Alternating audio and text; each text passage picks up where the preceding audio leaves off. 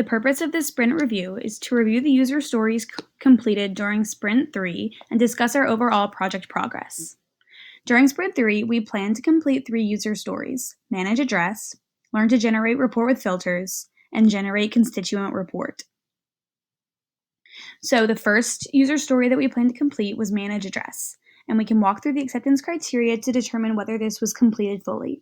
First, we wanted to be able to create a new address for each constituent, and this is done by going to the Constituents tab, selecting the constituent for which we would like to add an address,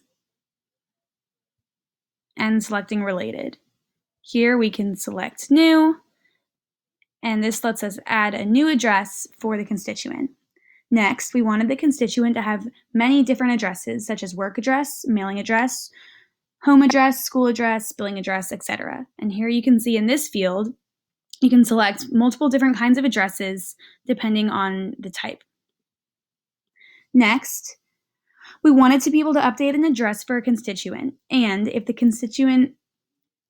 address is the home address, we wanted to be able to update it for all affiliated household members. So this can be done by going to the Addresses tab, selecting an address name, and when any of these fields are edited as such, then they will be updated for all of the constituents related to that address. Finally, we wanted to include a way for constituents to opt out from automatically updating their home address. And this can be done simply in the Constituents tab. When a constituent's personal address is updated, then it won't affect any of their household counterparts.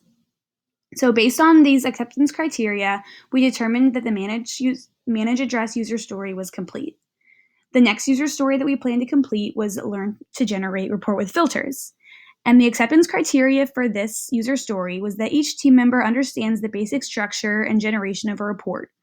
Second, each team member understands how to filter a report. And third, each team member can answer questions about generating reports. So in order to complete this user story, we all got on a group FaceTime together and walked through how to generate reports, and then each team member, either alone or with a partner, got together and created their own test reports, as you can see here. So as you can see, every team member has experience generating their own reports and has not only practiced generating them, but has talked through with one another the best practices for doing so. And as such, we think that we have learned to generate a report with filters, so this user story is complete. The final user story we plan to complete during Sprint 3 was generate constituent report. So using the knowledge that we had all just gained from practicing report generation, we created this report, the generate constituent report. The acceptance criteria for this report was that it must list each constituent and name of household affiliation. So as you can see, here's the constituents block, and next to it, the household accounts block. Next, we wanted to list each constituent and company affiliation. So our third block was the organizations block, and here are all of those. Finally, we wanted to list vital statistics of each constituent, such as age, deceased, minor, etc. So as you can see, here are some relevant statistics listed for easy access. And finally, we wanted to list constituent contact information, such as phone and email, which you can see are done right here for all constituents that have available phone and email. So based on this user criteria, we determined that the generate constituent report user story was complete.